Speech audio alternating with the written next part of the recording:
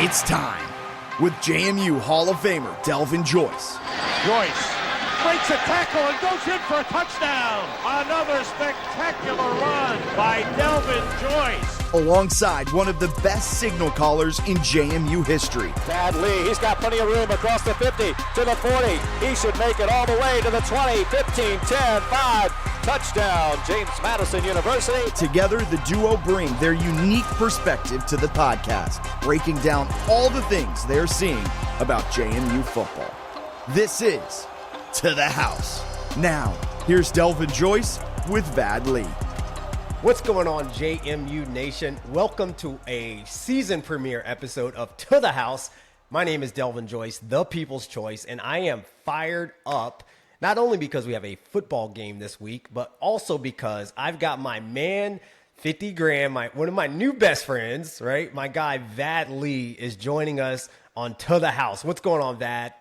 Man, I'm just trying to take it to the house, brother. Thank you so much for having me. And this is going to be a fun football season. Obviously, we got a fun football team that we get to talk about that we love, right? Both of us are in the JMU brand. And so, man, I'm really excited to take it to the house with Delvin Joyce. Wow, man. Well, listen, I saw you take it to the house several times, and we may have to update the graphic. I know the graphic says with Vad Lee and Hall of Famer Delvin Joyce. I think at some point it should say future Hall of Famer Vad Lee. What do you think? You know, I would take that. I will say, unfortunately, even though this is your show and you are a Hall of Fame guy, I hadn't seen you take it to the house many times because you're much older than me, right? So yes, I need you to pull out that black and white highlight tape. Oh, and man. I need to see you take it to the house, bro. Vad, we gonna do that? That's how we start in the season? Sorry. I just had to put that out. I know you taking it to the house a lot, but I need you to pull out that black and white highlight tape so I can see. Actually it's on Betamax. So I don't even know if you don't even know what that is. I do not know what that is. See, I didn't get to grow up with social media and all those things, which obviously means I can still run for president someday. So thank goodness. But I think you'd be all right. candidate. So, Vad, super excited to have you on, man. I think a lot of people would be surprised to know that you and I, had never even met each other before, right? And I think it was maybe a month ago, I had the idea. I reached out to the producers of JMU Sports News, and I said, hey, what do you guys think about me bringing a new co-host onto the team? Someone who could actually talk with me about football, but also bring a very different perspective and even challenge me at times around some of my takes around JMU football.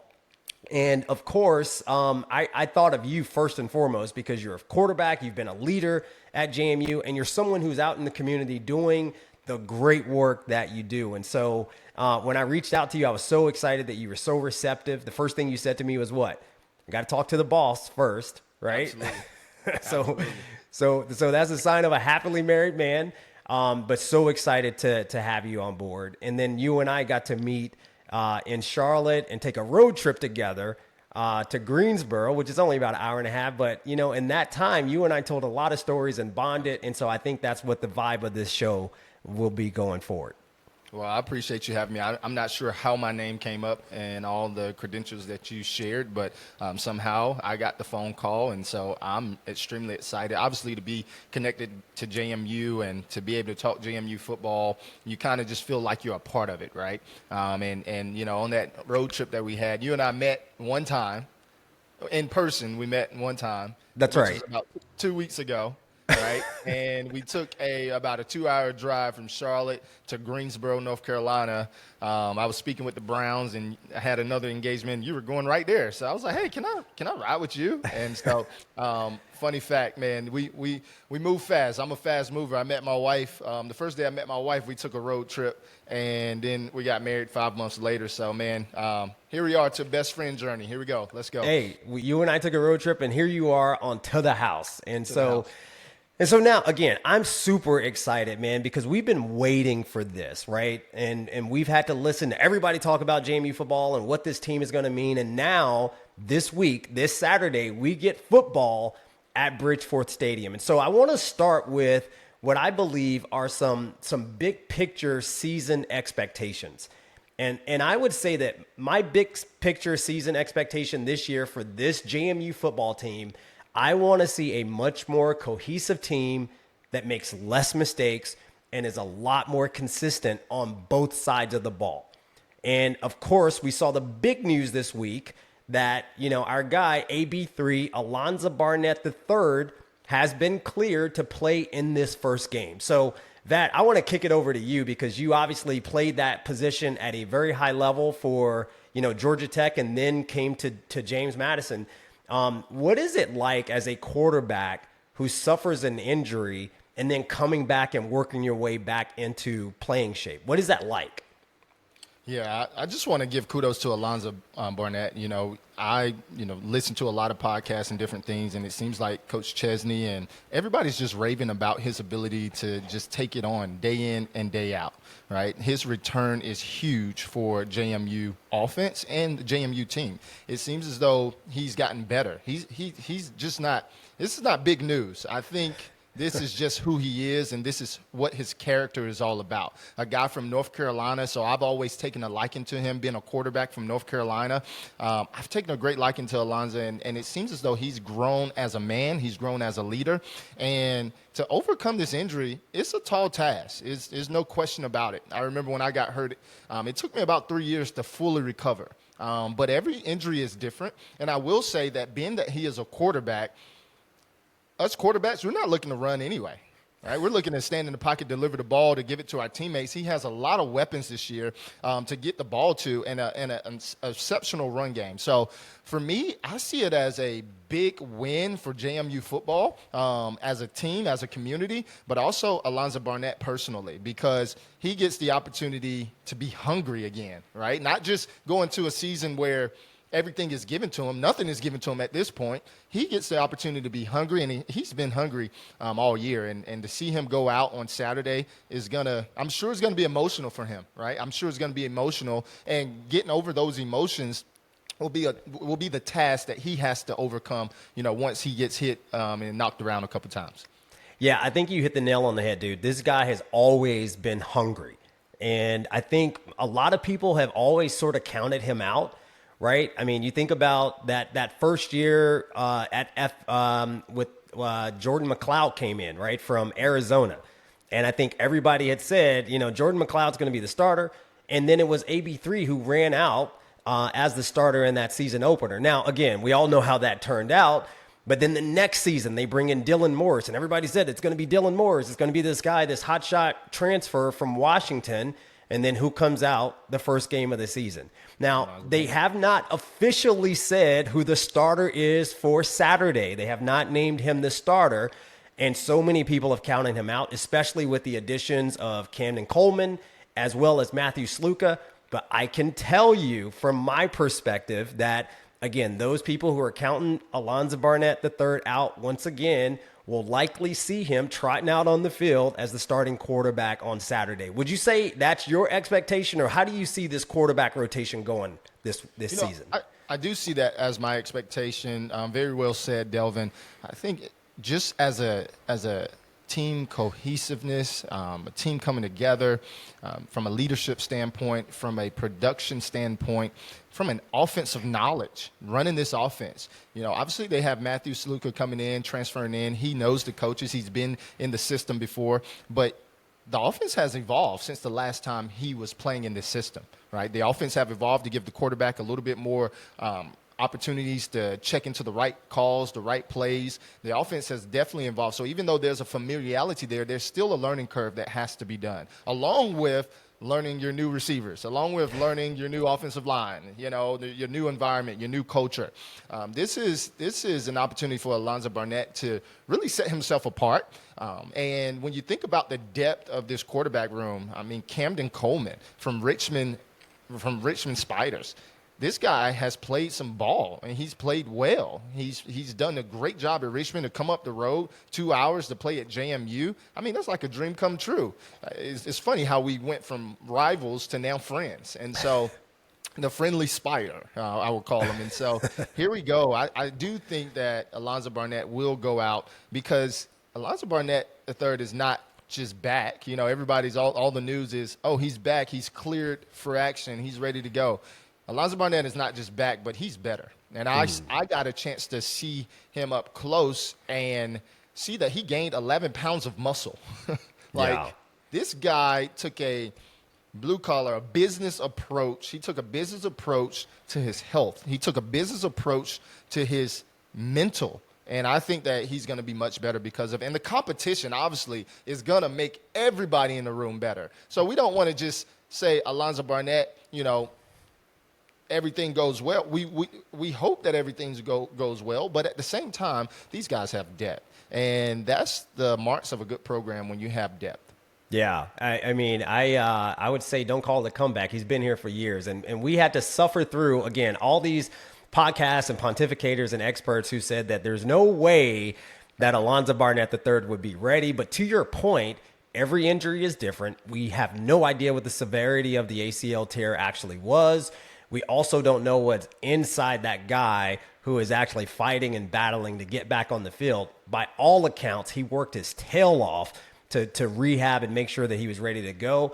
Also, to your point, I love the fact that they went out and got a Matthew Sluka, right? And also went out and got a Camden Coleman. And oh, by the way, we still have J.C. Evans on the roster. And say what you will, but Blake Kendall is also a very capable signal caller as well. I mean, I could go in that quarterback room and get a cheeseburger because they got 5 guys that could play on any given Saturday. Did you see what I did there? Cheeseburger, 5 guys?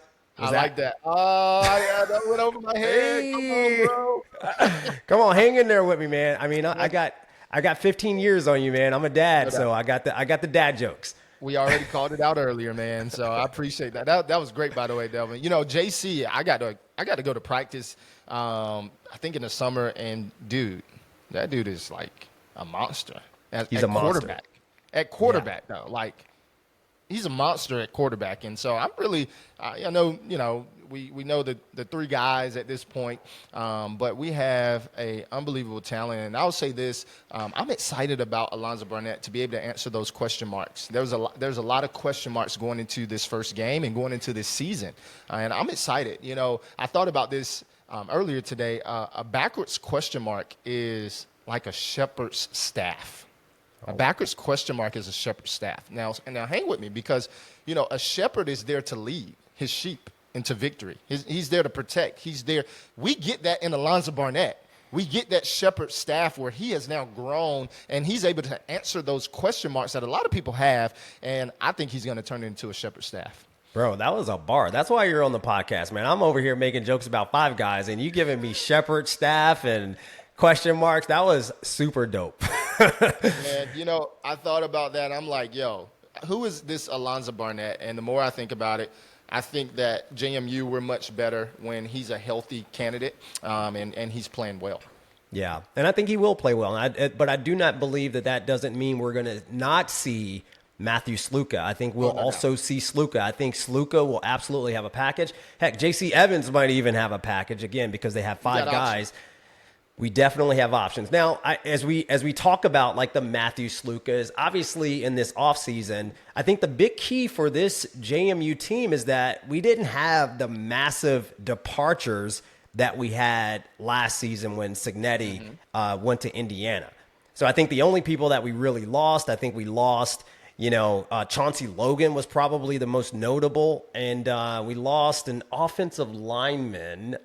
His name is escaping me right now, but yeah, Tyshawn Wyatt we lost, and we lost, of course, Eric O'Neal on defense. Yeah. But we didn't see that mass exodus. So the core nucleus of this team is back. But we also had some really key additions in key areas. So I guess, when you think about who those key additions are on this roster, who would you say those people are that you are most excited about to see in a purple and gold uniform on Saturday? Yeah, I think a lot of those key additions, I talked about the Richmond guys, right? The Richmond Spider guys. We went from rivals to now friends. I'm not going that far, bro. Let's call them friends, though. I'm not, okay. Still not friends?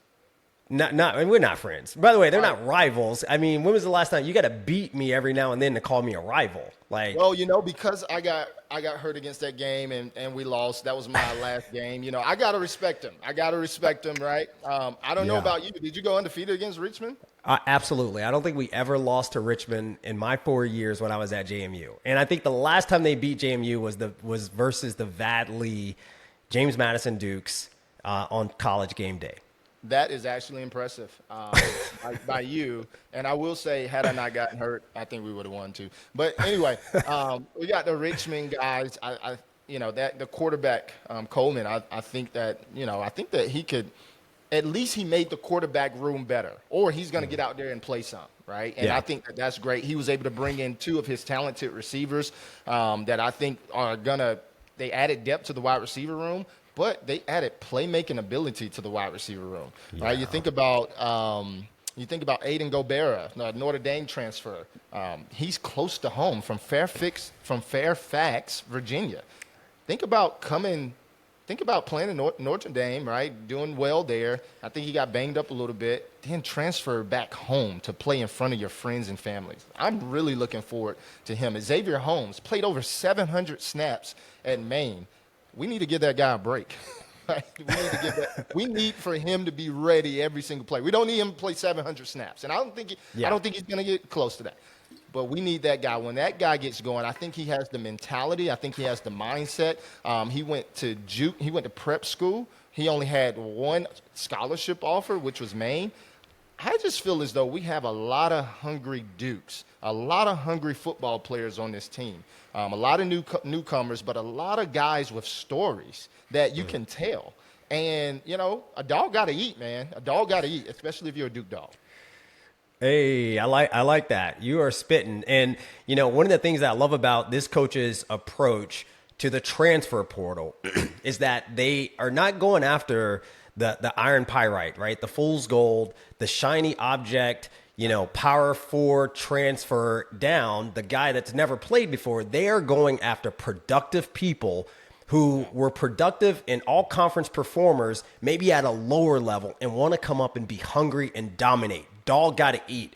You think about the Eric O'Neal last year, right? You think about the Kyrie Mans. Both of those players, Kyrie essentially came from Maine, even though he came by way of Colorado, but Eric O'Neal came from LIU. I didn't even know they had a football program. So the people that I'm excited about, my guy, Nicky DeGennaro, right, from University of Richmond, super productive guy who is, I think, a hardcore competitor. Landon Ellis, also from Richmond, very productive, all-conference performer at Richmond. And then you think about a guy like Jalen Sanchez from Villanova, who is also an all-conference, all-CAA performer. And listen, last year's receivers core, I really liked a lot of those guys. I really liked Yamir Knight, of course, in the slot. I really liked Cam Ross. I loved Amarion Dollison. But I also believe that those guys, because of the personnel limitations that we had on offense, were playing the wrong positions. I think we had 3 slot receivers who were only one played slot, Yamir. The other 2 guys were split out wide in positions that they should not have been in, right? I think this receiving core will be a lot more balanced because we have guys who are actually playing their appropriate position, especially at receiver. Right. Yeah, I agree with you, Delvin. And we got to throw another name out there. What's my guy name? Isaiah Austin, wide receiver, who was a triple option wide receiver, 6'4", right? Big time wide receiver. Throw it up, can make acrobatic catches. I think that this is his time to really shine, right? He went to Iowa State where he sat behind 2 receivers that got drafted in the 2nd and 3rd round of the NFL draft. Right. You go from 4 years becoming a dog, becoming a man, right? He became a man. He went as a boy. When you go to a military institution, you grow up, and you grow up fast. That's have right. to. It's a standard. As soon as you get off that bus, you turn the corner, and next thing you know, everybody is in your face. And so to have a guy like that in your locker room, and to have a guy like that not only just take a stop at the military school, because I ran the triple option system, so I know what it's like to have these big time wide receivers, these 6'4", 6'5" wide receivers that can play. Demarius Thomas comes to mind. I think he wears number 8. Isaiah wears number 8 for JMU, and so I think about Demarius Thomas, Bebe at Georgia Tech, who got drafted out of a triple option system, right? And then he goes to Iowa State, learns under 2 talented wide receivers who got drafted. This is almost like his year to bring it all together. This is his last year, and it's his year to bring it all together. So that wide receiver room is extremely talented. And then I'll also share offensive tackle Cam McNair.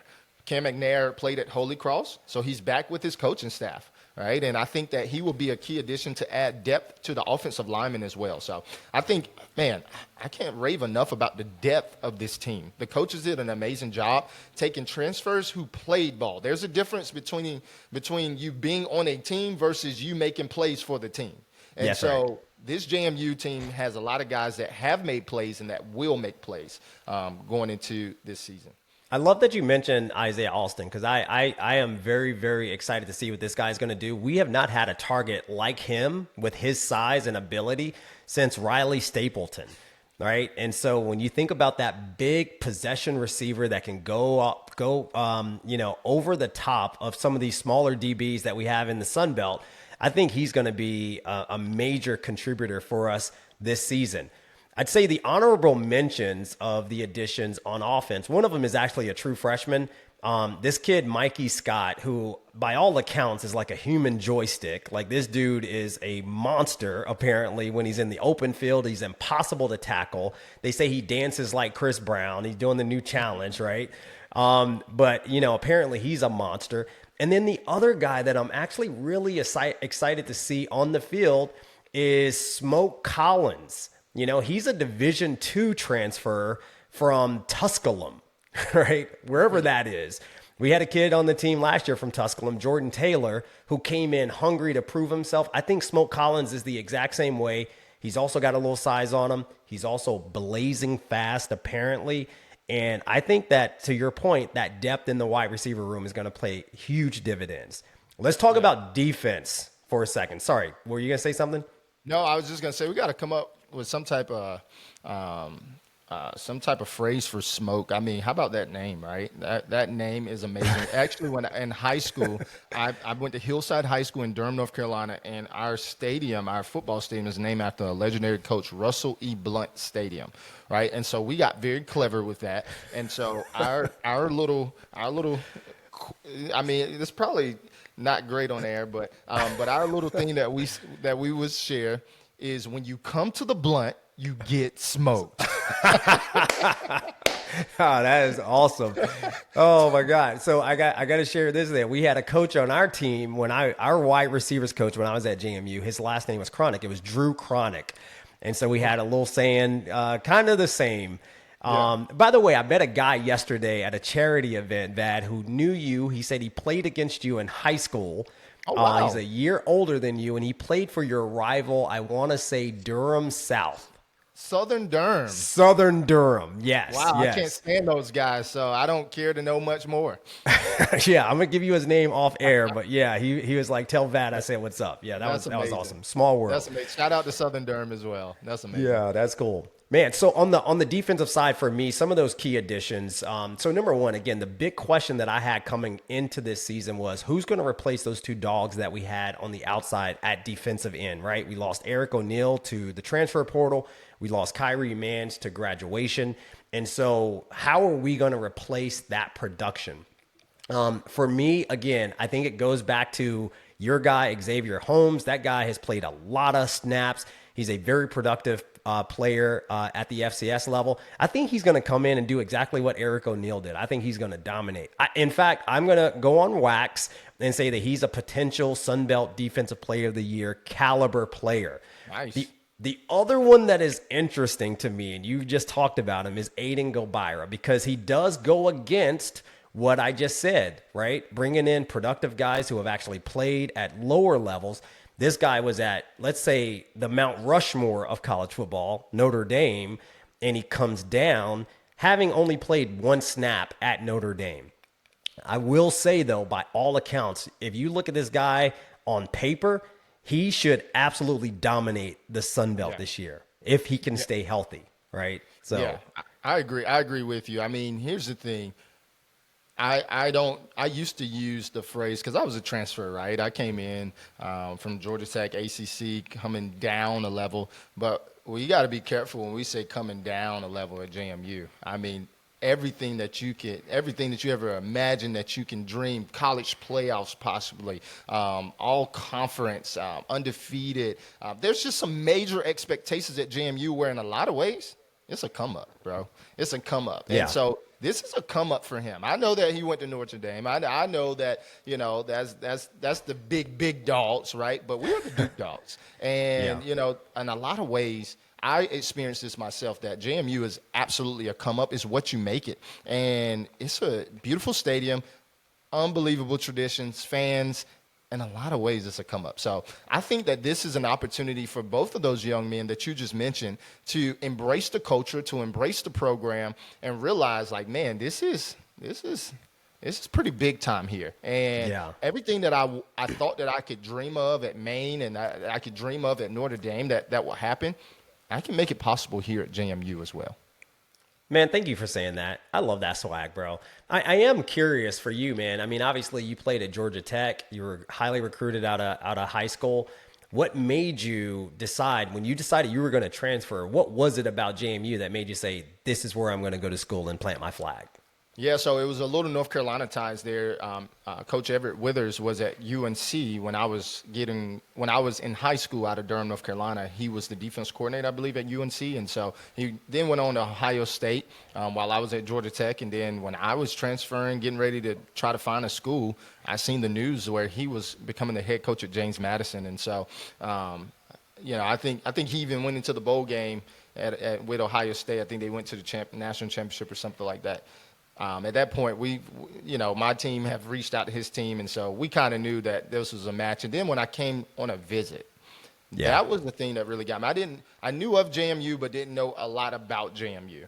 Yeah. When I came on a visit and I saw the stadium and I saw the facilities and I saw the uniforms, the opportunity for growth, and I was like, everybody told me this was a step down. When in my mind, I'm looking around and just like, wait, no, this is not a step down.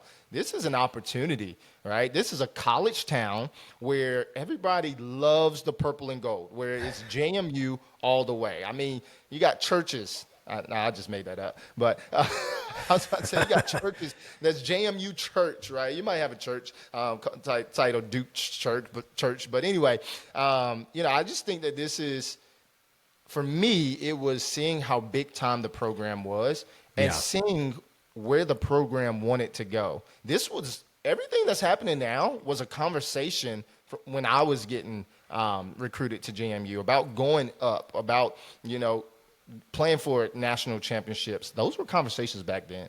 Wow. And by the way, I feel like I'm glad you reminded me that you played in the Everett Withers era. And I feel like the Everett Withers years, those 2 years, are kind of lost in, recent JMU memory. Nobody talks about him, not even necessarily fondly, but I mean, I guess what would you say those Everett Withers years meant to JMU football? Culture changer.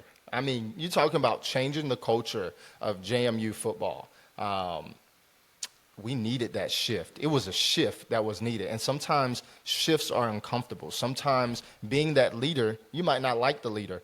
Why? Because he's leading. He's leading by example. He's leading by demand. And I will say that Coach Withers was a demanding coach. But at JMU football, we needed a demand in order to meet the demand of what we're facing now.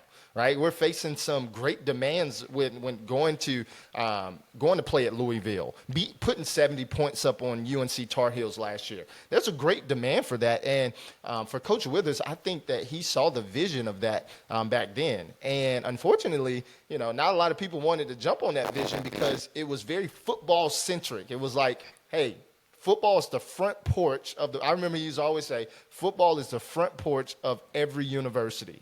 And our front porch gotta look nice. We can't have a 6-and-6 drive. He used to always say 6-and-6.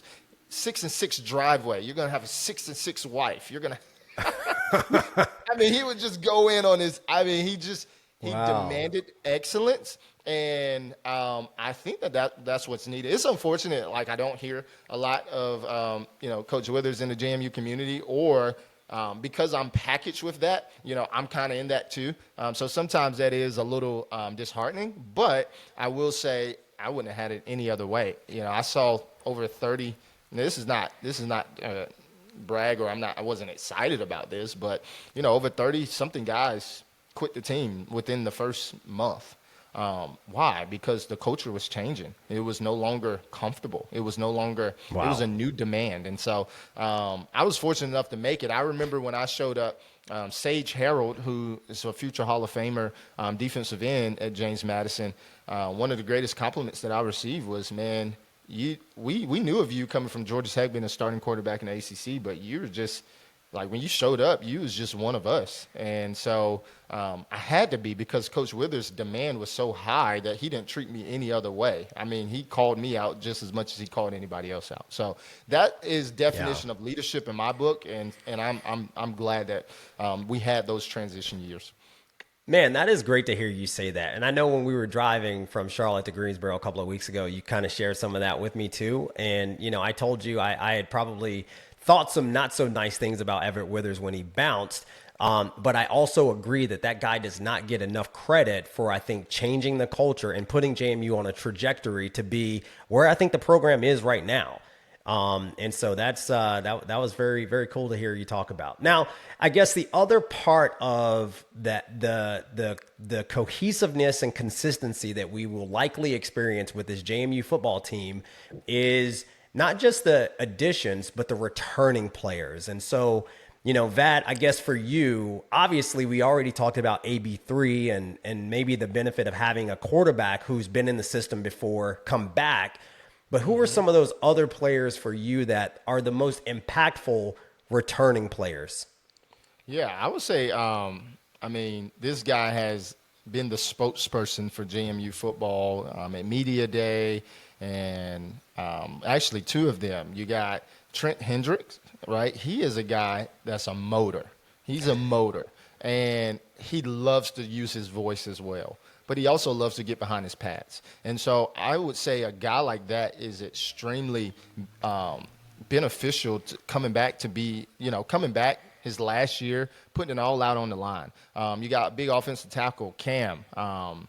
Big Cam. He's back, and he's competing as well. Obviously, he knew the coaches from Holy Cross, got a year at JMU. I think this might be his 7th year of college football at this point. So we got grown men on this roster that are leading, not just playing, but they're also leading as well. You're thinking about Pat McMurtry, I think. Big Pat. Yeah, Pat McMurtry, yeah. Pat. Sorry, Big Pat. Yeah, Big Pat, like his 7th year. And I think that those two guys has done a great job all summer leading JMU, but also been the spokesperson for JMU as well on the offensive side and the defensive side. And then I throw a wild card out there. Dobbs is back, even though he's not playing, right? He's coaching. But to have a guy like that who played extremely well for Trent. I heard Trent say, yeah, man, I call Dobbs all the time. If coach is not available, I'll call Dobbs because his girlfriend is not here. He's just here, and he's just a coach. He's growing in his profession as a coach. I think having access to a guy like that who is passionate, who knows the scheme, who's played a lot of snaps and made a lot of tackles in his career. I know that's different because he's not playing, but a guy like that coming back is remarkable. Then we got all Sun Belt, Jacob Thomas. Jacob Thomas is the opposite of Trent. Jacob doesn't talk much. He seems like a quiet leader. I got a chance to take him out for lunch, and it was just kind of like chill. But I think he's one of those guys, when he does say something or when he does make a play, everybody rallies around him. And so a guy like that, I believe that he's going to have even a better year than what he had last year. Yeah, I love it, man. And you know, I hadn't even thought about the impact of Dobbs, but having somebody that was, you know, came in and saw the culture change under Chesney still be on staff, I think is super important. I had a lot of the same names that you had, but I'm going to give you a couple of more. On the offensive line, we still got Josh Toner, we got Carter Sweezy, and we have Riley Robel, in addition to Pat McMurtry. I think that this offense is going to be so much more consistent this year because the offensive linemen are consistent from last year. I think that cannot be understated. I think the other person that is a key returner, of course, is my guy, Shady Pettaway, George Pettaway. And the idea that this guy would stay at James Madison after having a really good breakout year last year, come back, not go into the transfer portal and take a bag like everybody would expect a guy like him to do, right? For him to come back, I think says a lot about Chesney. I think it says a lot about this culture. And I think it says a lot about what you talked about in James Madison not being a step down, but somewhere you can grow and actually build a career and hopefully get to the next level. I am looking for George Pettaway to have a breakout football season. That guy is going to be a monster this year. I mean, when you talk about JMU football, roll out the running backs, right? Roll out that offensive line like you just said, but roll out those running backs. You know, when I think about AB3 coming off a ACL injury, people not thinking that he was going to be ready to play, bro, we have a run game. And to be able to control the line of scrimmage is what is every coach's dream, right? I don't need going into this week, I don't need to drop back and throw the ball 30 times, right? I don't need that. What I do need to see is those four-headed monsters, those running backs, George Pettaway, Wayne Knight, Joby Mallory, Ayo Adeyi. Am I saying that right? Ayo Adeyi? You said it just right. All right, cool. I mean, roll out those running backs. And to what you were saying, George Pettaway, I think he was 20 yards short from 1,000 yards last year. I mean, this guy is just the running back room in general, the competition, the camaraderie. When you get to see your boy go 60 yards, he might need to come out. So now I get to finish it with those 40 yards, right? I might be the one to get in the end zone now, you know? Yeah, that's right. But then when you know that as the guy that's going 60 yards, you're going to break that tackle to get into the end zone because you want that touchdown. You know what I mean? That's how competition just breeds off one another. And so I agree with you. I'm really excited, and I love the fact that you highlighted that big offensive line. I think that these guys have the chemistry to give a quarterback confidence, and also – they don't care which running back is in the game. All they want to do is do their job and look down and see, oh, we're in the end zone again. That's it, man. And, you said it, man. There's a lot of competition in a lot of spots on this team. We didn't talk about the new additions on defense at DB. I'll talk about that in a second. Well, we got competition in the wide receiver room. We got competition at cornerback. We got competition at safety. We got competition on the offensive line and in the running back room. And I think there are a lot of people that, and you can attest to this, who maybe have never had to bet on themselves, never been maybe athletes or highly competitive people. They would say, well, why would Camden Coleman come to JMU if he's not going to play? Why would Matthew Sluka transfer knowing that he's got to be in this competition? Why wouldn't he just go to a place where he could just get on the field right away? And I think a lot of people discount the idea of most athletes bet on themselves. Like if you are that alpha dog, you believe that you are going to be the guy. And I think all that, what we have on this team will culminate into an amazing some amazing chemistry and production, especially in the backfield. Now, go ahead, keep going. The other thing I was going to say is on defense, I think the most impactful returners that we have on defense, Manny Bush, of course, the guy's like 6 feet, 390 or something crazy, right? That guy, playing nose tackle is going to be an absolute monster. You already talked about Jordan Thomas and Trent Hedrick. What I love about both of those guys, they're Dukes for life. Like these are guys who have spent their entire careers at James Madison, and Jordan Thomas starting his career as an actual walk-on, right? So shout out to the walk-ons. As a former walk-on, I appreciate that about him. And then lastly, I think a guy who's going to have another, Jacob Thomas, yep. Jacob Thomas. Sorry, what did I say? Jordan, but we good. I said Jordan. We're Jacob Thomas. Yeah. And I think the other guy that really I'm excited to see as a returning player, excited to see what he's going to do this year. Not a position that we hear a lot about. It's not the sexiest position, but our nickel, DJ Barksdale. I mean, that guy made so many plays last year. He's so unheralded. But when you think about swag, he comes from a football-rich area in Rock Hill, South Carolina. Bro, that dude is an absolute baller. Slightly undersized, but I think that's why he's got a chip on his shoulder, and I think he's going to have an amazing season this year. DJ Barksdale, I mean, 2 interceptions, right? You talked about the swag, come from a football program, and I just love the fact I love, like, playing off words and doing all that stuff, so you'll get a lot of that from me this season. But, I mean, Barksdale, how about a name, any name for a Duke dog, any name for a JMU Duke dog? Barksdale. I mean, I absolutely love that last name. To see him go out and make plays, Delvin, you got to use that in your commentary. You got to say, when you commentary the JMU games, you got to playoff words, bro. I'm gonna work it in. Work it in. And you talked about Emmanuel Bush. The dude is a house. You talk about take it to the house. Emmanuel Bush is the house. I'm just telling you. When I I spoke to the team back in July, right before camp. I remember scanning the room, and I'm like, who's that coach back there? I don't know that coach's name. I got to go introduce myself to that coach and let him know, thank you for allowing me to come speak to your program. It was Emmanuel Bush. I had no idea. I mean, the dude was just huge. I mean, I went up to him, and I'm thinking he's 45 years old, and I'm with my little soft voice. Hi, coach. My name is Vad. I used to play here, and he's like, man, thank you for the message. We're gonna play well this year. You're gonna play. I'm like, who are you? I totally just made that story up, right? But anyway, Emmanuel Bush is a grown man. I think I seen where he gained 30 pounds. He was 350. Came in camp at 350 just so he can lose the weight. Think about the level of preparation there, Delvin. You're going to lose weight in the hot fall camp, 20-something days, preparing every day, football from sun up to sundown. You're going to lose weight.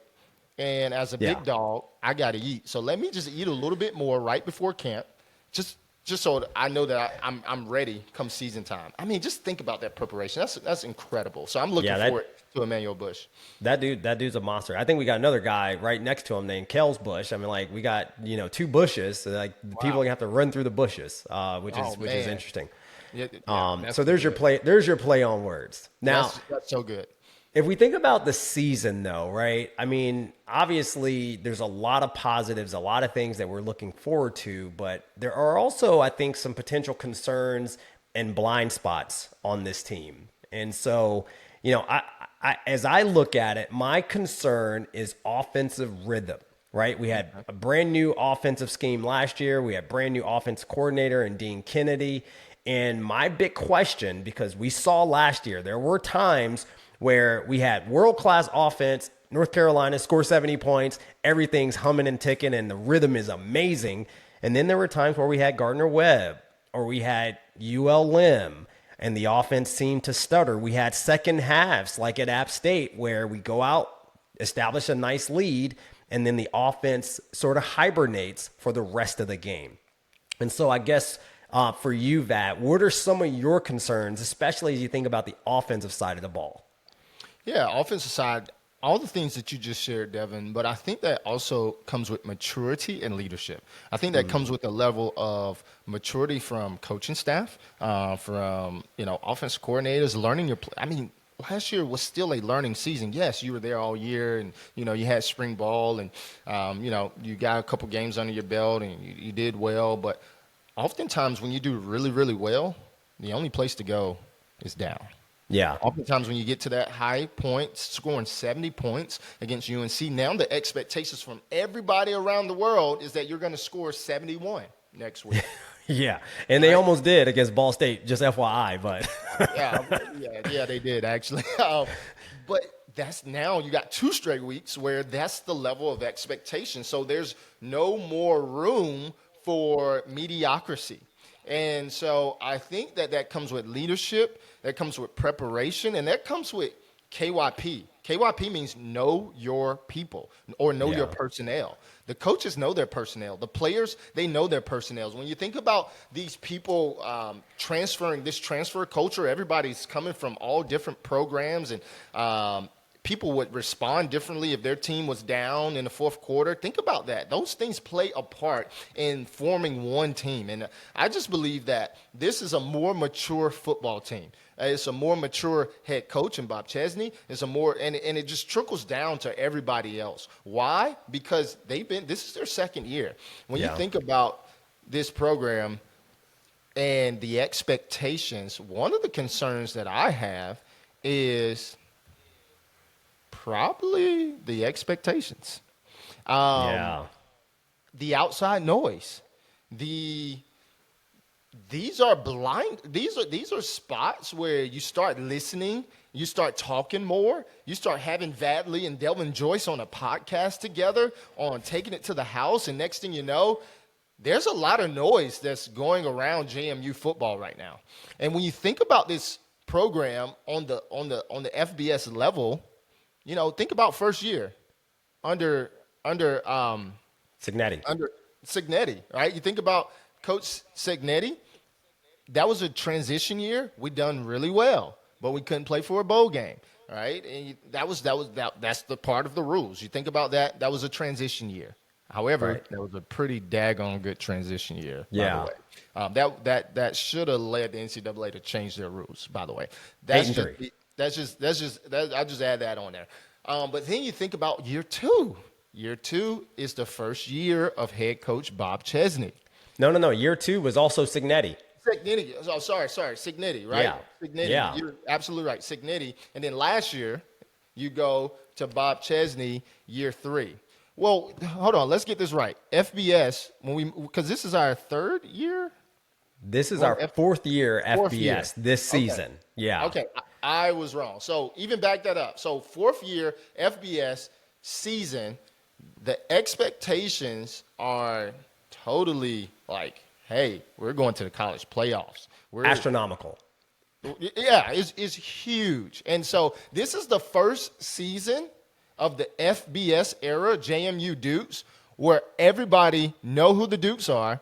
People are talking about the Dukes, and there's a level of expectations to the point where this team's supposed to be in the playoffs. Yeah, I think, I hadn't even considered that, but, we are talking about, 19 and 20-year-olds at the end of the day. And they are human just like all of us, right? And I remember being that age and seeing my name in the newspaper, and all of a sudden I got a big head. And so I do agree that a blind spot potentially could be the expectations and maybe some of the pressure that some of these young kids actually feel going out and playing on Saturday, right? That could absolutely trip them up. I think another concern that I had, when I think about KYP, know your personnel. I love that. I'm stealing that for the broadcast. But in terms of knowing your personnel, you're right. They know who they have and what they have. I think last year, a lot of times the offense stalled and maybe even some letdowns on defense because they had people maybe playing positions where they had some personnel limitations. I mean, I got to be fair around that at times. But this year, coming into it, the continuity, having the same quarterback in that same position and knowing their people, I think will help to control some of that.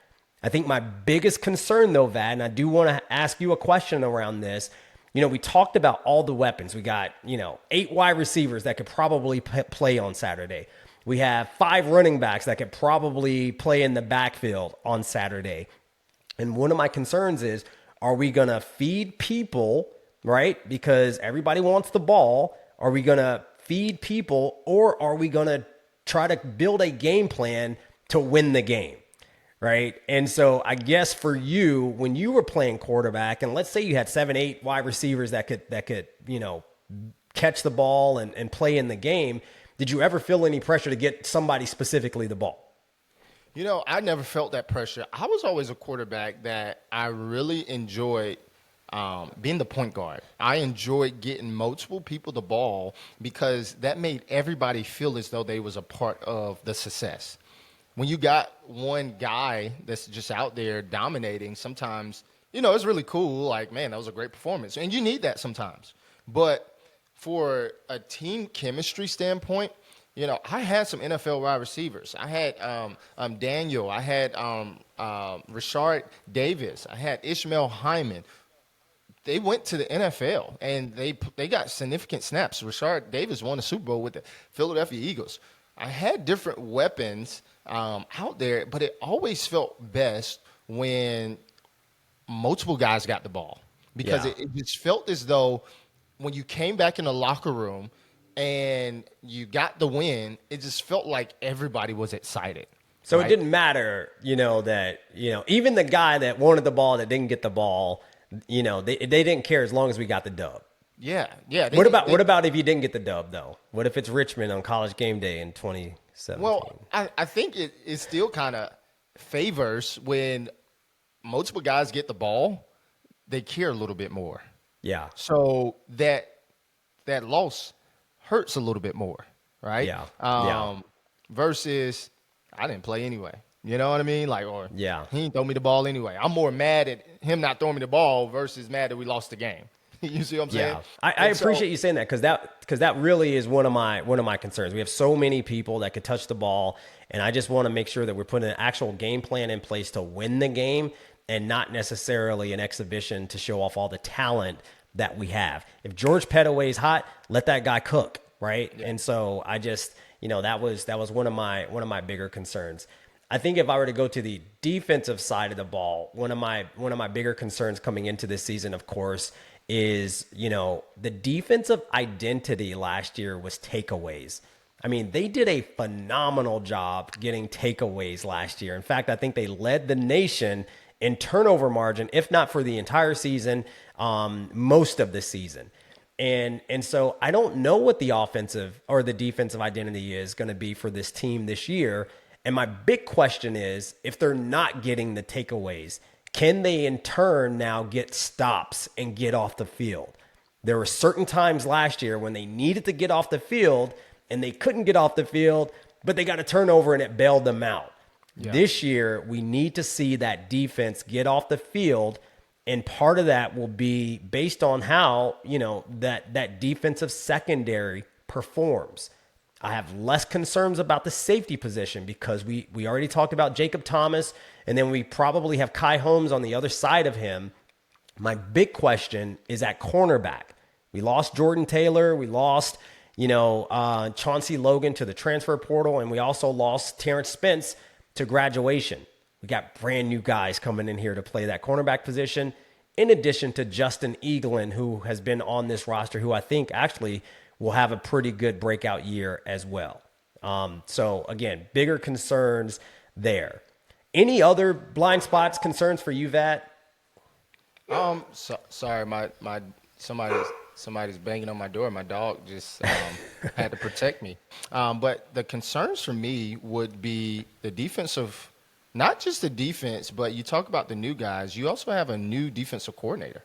Right? Yeah. You got a new defense coordinator that's new to the program, that's new to, calling plays at JMU. He came from Alabama. You look at his resume, and you see the resume as an opportunity where this guy, he has a phenomenal resume. He played in the college football playoffs at Cincinnati, was at Wisconsin. He was a co-DC at Alabama last year. So to get a guy like that to come to James Madison, it's huge. I'm surprised we didn't see any Alabama transfers on the list, but I totally expect some Alabama transfers next year. Just I think that'll be cool. So I think you highlighted a lot of great things about the defense and the potential concerns, but I think that those concerns are going to be answered once they get in live bullets and play against a different color, a new opponent this Saturday. Yeah, it's really, really lining up to be a fantastic season. And part of that, I think, that is because of the schedule that we have, right? They've got an amazing schedule, one that if they can do what they need to do and actually take care of business, they will have an opportunity to make the college football playoff, right? So if we were to think about the schedule right now and just kind of look through that really, really quickly at a high level, I think it's a really, really tough schedule, especially the front end of the schedule. I do think it plays to our advantage that we open the season with a Weber State, right? Like if we had to go on the road and go to Louisville in this first game of the season, I would absolutely be concerned about that. But the fact that we get to play Weber, and again, not taking anything away from Weber, but the fact that we do get to play Weber State, especially with our quarterback coming back from injury, I do think is a huge advantage for us. Now, after that, it gets even tougher, right? So we go to Louisville, and that's going to be a tough place to play. Now, I'm excited about that game because the last time we played Louisville, we played with an FCS roster because it was in our first year transitioning up from FCS. And then we got to go to Liberty, right? And so that's not going to be easy to play Liberty at home, even though they play in a cupcake conference called the Conference USA. It's not going to be an easy game. And then, of course, we get Georgia Southern at home, which for me, as I look at Georgia Southern, is probably the dark horse in the Sun Belt East. even though JMU has been picked to win the Sun Belt East, I am very, very concerned about Georgia Southern because they have potentially the same type of makeup as this JMU team. They got a quarterback coming back who was there last year, so they have some continuity there. I saw somewhere that they have over, I want to say 90% of the team are kids that were recruited to Georgia Southern right out of high school and are still on the roster. And when you think about that in this current era of college football, that is a big, big concern, right? So I guess, Vad, when you think about that first start of the season, Weber State, Louisville, Liberty, and then at home versus Georgia Southern, how do you feel about that gauntlet to start the season? I think that, we have a saying in football, not I think, but we have a saying in football.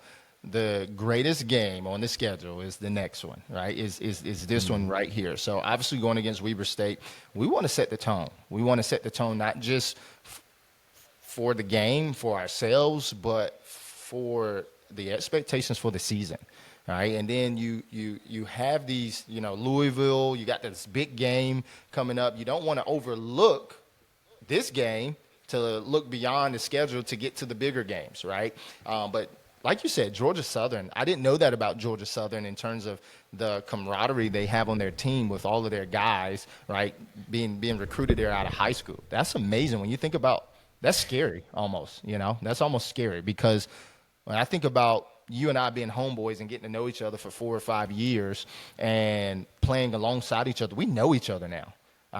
We KYP. We know our people without even blinking. We're able to finish each other's sentences.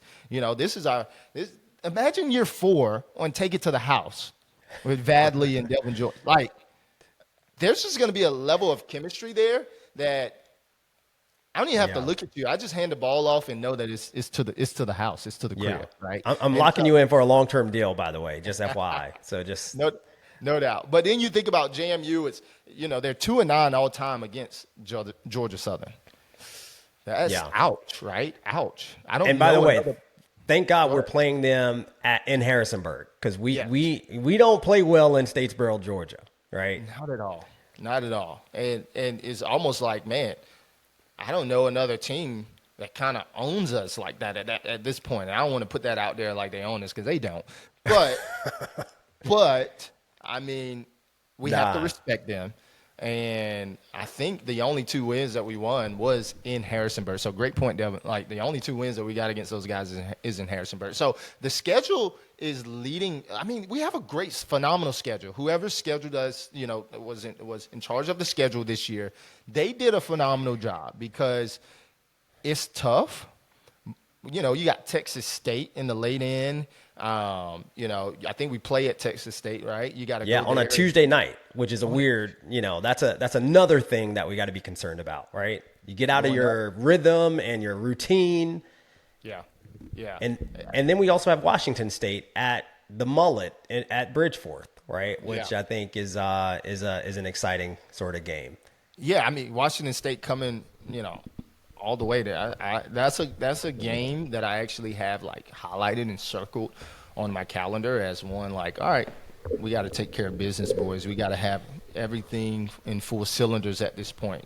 Everything needs to be clicking at this point. And so I think that we have a phenomenal schedule that if we not just play well, but do what we do as the JMU Dukes, and we do what we're supposed to do, I think that we got a shot, man. I think that we got an opportunity to do something great this year. Yeah, I mean, listen, as I think about highlights on this schedule right now, for me though, of course it's Liberty, of course it's Louisville, of course it's Texas State on a Tuesday night, and it's Washington State at home.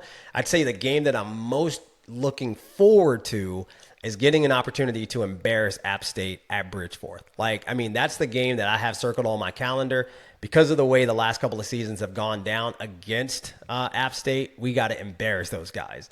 And the other part of our schedule, I think where it's an advantage for us is that it not only lends itself to that college football resume because of who we play, it lends itself to that because of the opportunity of the teams that we're playing, who they are playing. Correct. Right? If you look at the rest of our opponents and who they are playing, I'm just going to give you a couple of highlights, Vad.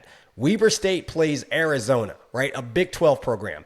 There will be a comparison between how Sunbelt JMU played against Weber State and how Big 12 Arizona played against Weber State. Obviously, Louisville is competing for the ACC title.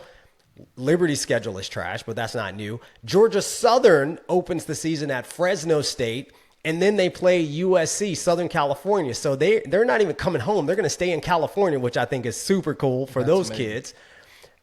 Georgia State plays Ole Miss, then they play Memphis, and then they play Vanderbilt. And if you remember, they beat Vanderbilt last year. Memphis is the other G6, CFP contender that you're hearing people actually talk about. And so that will absolutely be a comparison. I think Georgia State will be much improved this year because Del McGee has retained a lot of players and attracted a lot of players in the transfer portal.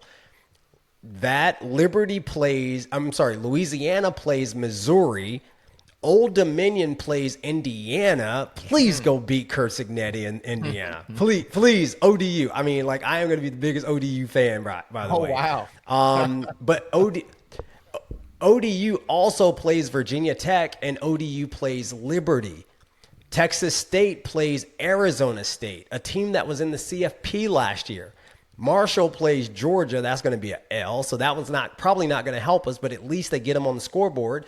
And then App State plays Boise State. Now, that one is a big one because obviously Boise State was the G5 representative in the college football playoff last year. They are still on many accounts the favorite coming into this year to be the playoff contender. And so all eyes in Harrisonburg should be on that game because depending on how App State performs and then how we perform against App State may determine what that judgment in the eyes of the voters actually looks like. And then App State also plays Oregon State. Lastly, Coastal Carolina plays UVA, East Carolina, and then the South Carolina Gamecocks. So, I mean, listen, we have a great schedule, but our opponents also have some people that we're going to need some help from, right, as we look to make that college football playoff run toward the end of the season. Man, I say JMU, just take care of business every week. And I truly believe that because of everything that you just mentioned, there was a lot of SEC names that you just mentioned. There was also a lot of ACC names that you just mentioned. So this Sun Belt Conference is loaded with opportunity to make big noise, not little noise, to make big noise around the nation. And so JMU, the Dukes, man, we just got to take care of our stuff, and pick up our poop whenever we do, and not leave it there, right? Just that's it. Pick it up, keep it moving, get better each day, each week. And it sounds like from Coach Bob Chesney that this team loves football. Some guys play football. Some guys play football because you get you don't get a free education because we work hard for it, right? But you get to go to school on scholarship, and you get an education, right? You go to college, you have fun in a college town like Harrisonburg, Virginia, which we know that there's some great parties in Harrisonburg, Virginia. You got some good, you get good food, but this team loves football, is what I'm hearing from Bob Chesney and the staff. And so with that is pretty impressive, and I'm really, really excited that continues to show up on every podcast, on every interview, that this team loves football. So I think with that resume and with loving football and with these big programs that not only we're playing but our opponents are playing, I think it lends itself to a great season, but also a resume booster for the end of the season post awards and post games. Yeah. Clean up the poop, man. You bring the poodle back into it. I love it, man. So a lot of dog analogies in this episode of To the House. In terms of picking up poop, though, and taking care of business, I mean, obviously it all starts with this week versus Weber State. I mean, listen, we're not going to spend a whole lot of time previewing this game. I think when I think about what I would like to see, though, I want to see an absolutely dominating performance against Weber State. Like, if this team is going to be the Sun Belt contender, right, and the leading, or one of the leaders in the G6 for that college football playoff spot, this game can't be close, right? Like, you got to go out and dominate an FCS program. Even though I think they are a good FCS program, you got to go out and dominate and take care of business. But Vad, have you done any, I guess, scouting report on Weber State? Anything notable that you want to share? I mean, they're purple. I'm just joking. No, we always respect our opponents, and the last time they came in here was during the playoffs, right? Where Riley Stapleton had that big catch towards the end and field goal made, and so why not? If I'm a Weber State player, why not be confident coming into Harrisonburg, Virginia, Bridgeforth Stadium, and why not see this? Why not us, right? That's what they're thinking. Why not us? They got us on a last-second field goal, a few years ago. Well, I guess it's been since, 2017 or something like that. But why not us? And so when I think about this Weber State team that's led by Mickey Mental, which unbelievable name, Mickey Mental, I think their mentality and they're going to have a strong mentality where it's about them. They run a fast offense. They want to get those play calls in and out. And so when I think about the defense of Weber State going up against their offense all camp, I got to believe that they're in some type of shape, right? I got to believe that they can run. And so when you think about that precedent, setting that precedent as a team, think about 4 quarters strong of having the endurance to, if JMU is not on their game, they may have the endurance to finish the game. And so when I think about Weber State, I think that they, this is year 3 of their coach. They lost 6 games of combined 18 points. They lost 6 games with a combined under 18 points. And so when I think about that, I think about them losing close games, but now they want to be able to clean that up. All right, Vad. So this is your first time onto the house, so you got to know about our segment, our favorite segment. What you talking about, Willis? What you talking about, Willis? What you talking about? What you talking about? What you talking about? What you talking about, Willis? All right, so this week's What You Talking About, Willis is coming from, a guy that I actually have a lot of respect for. I really enjoy his podcast. I'm talking about Dave Schultz from the Locked On Sunbelt podcast. If you don't already listen to this podcast, you need to subscribe, listen to Dave. He does a fantastic job, I think, breaking down the Sunbelt and everything happening. But, in an episode last week, this guy said something that I could not disagree with more. And Dave Schultz, and when talking about why JMU is favored this year in the Sunbelt, this guy said that JMU is picked to win the Sun Belt because of reputation, not because of who's on the field. Dave Schultz, what are you talking about, Willis? First off, bro, reputation. We've been an FBS program. This is our 4th year. We've only been an FBS program for 3 years, and we don't necessarily have a reputation for dominating the Sun Belt. I guess maybe technically we kind of do, but you can't really say that we were picked because of reputation. Have you seen what we have coming back? Have you seen the caliber of players that we brought in? We are absolutely picked as the favorite because of what's on the field, not because of reputation. Obviously, that we still got to prove it. But, Dave, what are you talking about, Willis? Dave, what you talking about, Willis? All right, JMU Nation, it is time to take it to the house. Now, a major theme that we've heard come out of training camp this season is brotherhood. We hear it from both coaches and players alike. In every interview, brotherhood. Phrases like, this team is a brotherhood, and that's my brother. And listen, I know if you've never experienced it, a true brotherhood or sisterhood, admittedly, it can sound a little corny. Because as fans, we want to focus on the tangible X's and O's, not the intangible love for my bros. But I will admit that brotherhood may be more important than any individual game plan. I want you to think about the last time you went on a guy's trip or a girl's trip, and how there may have been someone that you either didn't know or you weren't quite feeling before the trip. But by the end of the trip, you had created a bond with that person that transcended any prior perception or misgivings. That's brotherhood. I just went on a golf trip to Pinehurst with a bunch of App State grads. And you know what? Those are my guys now. Yes, brotherhood can transcend my hate and disdain for the Yosef tribe. For those of you who work at large companies, I want you to think about how you would feel showing up to work and you run into Dan from accounting, who you've only met once or have never met, but he greets you by saying your name.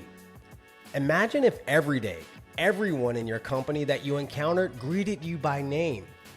Would you feel more tied to the vision and mission of your company?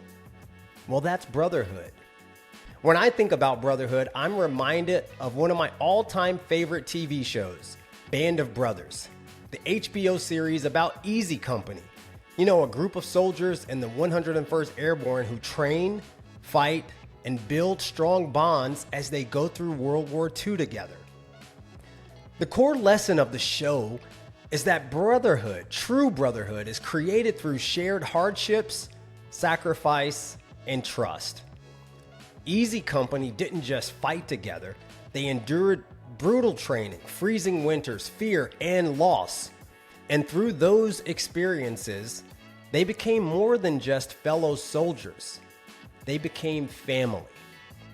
Of course, football isn't life or death, but I have long since said that the hardest thing I've ever endured in life, both physically and mentally, was college football two-a-days.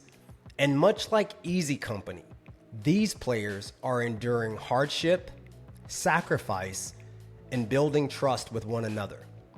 So it's not corny that they play the name game so that every player knows everyone's name. It's not cheesy for them to stand up and be vulnerable in front of the entire team to share their whys. It's not overkill for them to have to stay in the dorms together during training camp rather than in their comfy, cozy apartments. The brotherhood of Easy Company was built over years. This team only has a few months, which again makes last year's season so remarkable because with a decimated team and over 60 new players, they somehow won 9 games. That's including the first bowl game in school history. Now I want you to compare that to Troy, who also lost their high-profile coach and key players and also had over 60 new players. Well, that team, Troy, they won just 4 games last year. Perhaps brotherhood was the missing ingredient. Listen, I was there at the Boca Raton Bowl. I went on the field with the team after the game, and I couldn't believe how happy these guys were.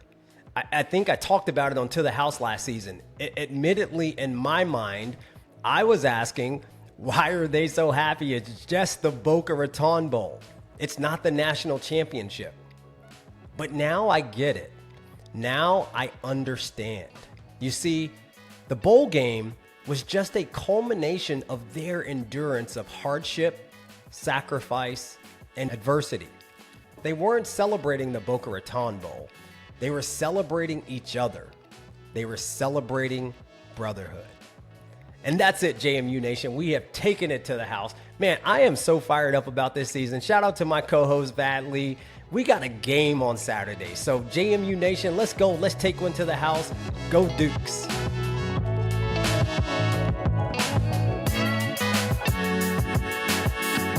To the House is part of the JMU Sports News Podcast Network. Be sure to subscribe to the JMU Sports News Podcast Network to never miss an episode. To the House dropping in your podcast feeds every Monday night, and new episodes of the JMU Sports News Podcast coming in the middle of every week. To the House is produced by Jack Fitzpatrick, hosted by Delvin Joyce and Vad Lee. To the House is part of the JMU Sports News Podcast Network. Be sure to like, rate, and subscribe wherever you find your podcasts. And be sure to follow To the House on Twitter and Instagram at JMU To the House.